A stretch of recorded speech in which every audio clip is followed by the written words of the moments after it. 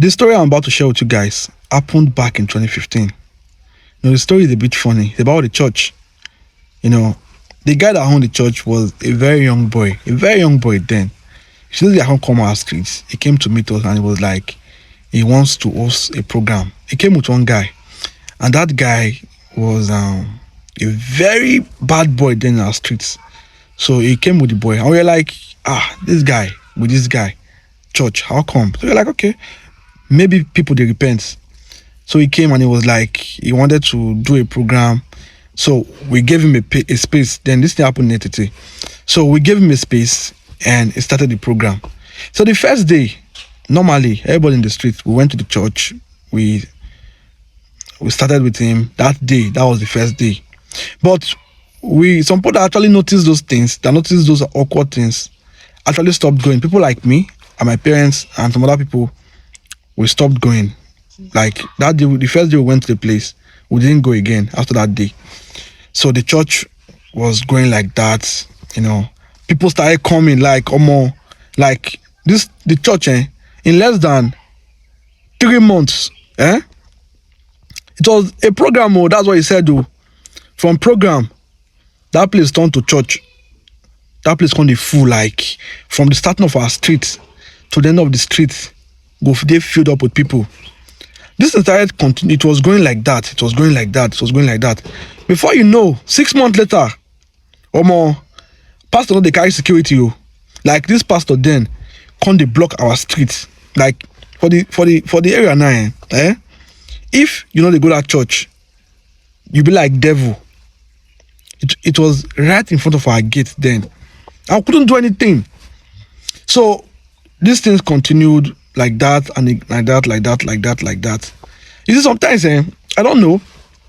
One thing I've noticed about this fake prophets or whatever they call them, people inside the church, when they are preaching, whatever they are preaching, makes sense to people inside the church. But if you are outside the church, it doesn't make sense to your ear. Now this pastor talk say he saw one guy, the guy car broke down, and the guy went to pour water in the engine, and the car started. He pour water as fuel. Now fuel finish, he pour water as fuel, and the car started. It could be a miracle. Okay, fine. Water will start motor. But there's one thing he said that baffled us. He said one woman was carrying his baby, and the woman had accident. The pikin head come cut. So the woman come carry the pikin with that head may cut. Come rush enter church altar. Then before you know, they come pray, the pikin come stand up. So we're like, how pikin go stand up? Pikin may head cut. Even God self no go fit do that kind of miracle. So for we outside that was hearing it, it doesn't make sense to us. But people inside, we're shouting, "Right down, pastor! Right down, papa! Right down, papa!" Because they want to say, this people they hear to this man they talk, but it doesn't concern us. So 6 months later, a year later, the church, it was not even up to a year. The church was so fucking filled up. Before they come by this pastor Prado, pastor come they carry security, they come our street. Like before you go past, enter our own gates, for our own front of my house, so they're gonna need to use a scanner to scan you. We can't turn threats to the church. We even give our land to take do what he want to do. So one day, people started noticing him. There was one woman that was called Big Mama. This woman now go carry pots in with the pastor. They go they put her for junction. So people were always seeing it. Some people saw him. So as some people catch him, they expose him. So there was one guy inside that was inside. That guy was working in civil defense. That guy saw some of the things, and the guy was not cool with it, and the guy started talking. The guy can talk. They tell people within the sea. The next thing, now this pastor carry boys, go meet this boy. They beat this boy. This boy almost died. They beat this guy to coma. They rushed this guy to hospital.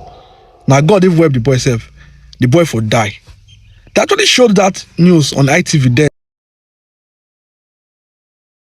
According to Mr. Sardion Izedome, who claimed to be living with the general overseer of the church before the alleged assault on him, said he believed that his knowledge and condemnation of some unwholesome activities of the prophet did not go down well with him, adding that on several occasions, the general overseer had called him at odd hours to meet him at some locations with a warning to come alone. He alleged that at the last incident, the prophet alleged he was disclosing his activities to other members of the church and ordered some boys to manhandle him and later joined his girlfriend in beating him, after which he was hospitalized.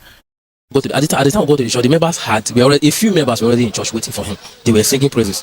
So he said, follow me. I was following him. So immediately I saw boys. So they took me to a corner, to one sharp corner, to one hidden corner. So what he told me was, since you know too much, and you don't want to open you don't want to open your mouth and tell me what you said about me. Because if I leave you now, you are going to start telling people everything that happened. You are going to open your mouth. You cannot close your mouth. Here in my church, this place here, I'm going to kill you. I'm going to bury you. I never thought that he was joking. I knew he was very serious. I knew he was very, very, very serious, because I knew his exploits. I knew his antecedents. I knew he was very, very serious. The next thing, his girlfriend was there. This is what I'm talking about. His girlfriend was there. He called his girlfriend and said, Sharon. He said, come and start slapping him. He called the other guy and said, hold his hand. That's how he usually. So that one held my hand. So she started slapping me. Why? They heard me. Why the boys started beating me? He said, now came. The first thing he just did, he just hit on my manhood. So that was where I fell to the ground. The next thing, he started matching me. Everybody started matching me. When I got to threshold, to my flat, that's when I fell. The next thing I saw was me at the hospital with drip on my hand. That was 2015.